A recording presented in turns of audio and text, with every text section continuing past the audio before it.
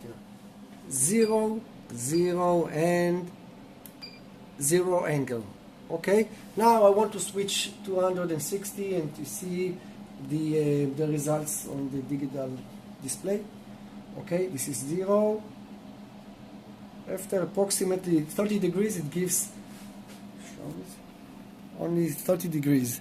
Now I go to 90 degrees. Okay, it shows 145. I go to now to 180.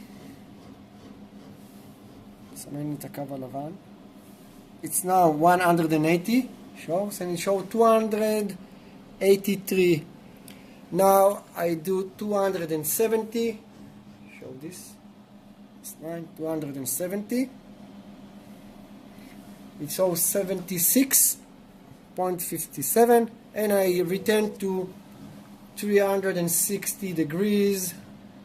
Wall return. Okay, it gives 215. Okay. Yeah.